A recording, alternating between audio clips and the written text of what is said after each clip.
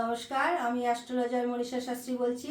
আমাদের রাশিচক্রে দুটো পার্ট, একটা হচ্ছে রাশি আর একটা হচ্ছে লগ্ন। তার লগ্নটা কি? লগ্ন হচ্ছে আধিকারিক বিন্দু, যার উপর বেস করে কিন্তু মানুষের সর্ব কাজের সাফল্যটা আসে। তার লগ্ন যদি আমাদের উইক হয়ে যায় তাহলে কিন্তু বলা যেতে পারে যে আমরা যে কোনো কাজে সফলতার ক্ষেত্রে যদি সাকসেসটা আমরা না পেতে পারি, লগ্ন সেখানে দেখা যাবে সেই সব রাশিচক্রে খুব দুর্বল। আমাদের কালপুরুষের লগ্নকে আসলে বলা হয় তনুভাব। তনু মানে হচ্ছে শরীর। সুতরাং এই লগ্নভাব উইক হয়ে গেলে কিন্তু আমাদের সমস্ত কাজে পিছিয়ে পড়তে হয়। কালপুরুষের মানে লগ্নভাব মেষ লগ্ন যদি ধরি, দ্বিতীয় তৃতীয়ের সঙ্গে কানেকশন থাকলে এরা কিন্তু অঙ্কন বিদ্যায়, অঙ্কনে আর হচ্ছে প্রাথমিক স্টাডির ক্ষেত্রে কিন্তু এরা সাফল্য পেতে পারে। আবার কালপুরুষের চতুর্থ ভাব হচ্ছে চন্দ্র। চন্দ্রের সাথে যদি লগ্নভাব ভালো থাকে, এখানে কিন্তু মন মানসিকতা অনেক ভালো থাকে, এমনি বিদ্যার প্রতি খুবই আগ্রহ বাড়ে।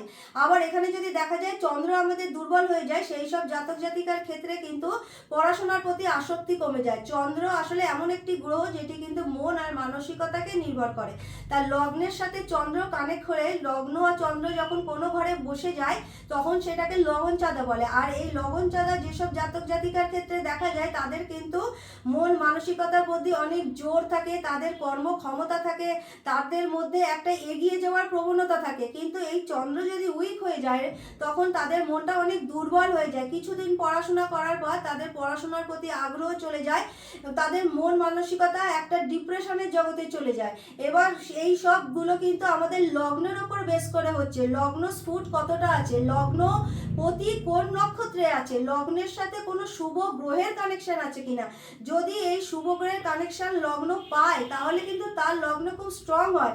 লগ্নপতি যদি উইক হয়ে যায়, তার শরীরের জায়গাটা এত নেগেটিভ হয়ে যায় যে কোনো কাজে যাওয়ার আগেই তার শরীর খারাপ হয়ে যায়। মানে কোনো সময় দেখা যায় যে সে চিন্তা করছে সেখানে যাবে, চিন্তা করার সাথে সাথে তার মানসিকভাবে যে ক্ষমতা থাকে, জোর থাকে, সেটাই নষ্ট হয়ে যাচ্ছে, কনফিডেন্স লেভেল লো হয়ে যাচ্ছে, তার মধ্যে একটা দুর্বল ভাব চলে আসছে, সে ভয় পেয়ে যাচ্ছে।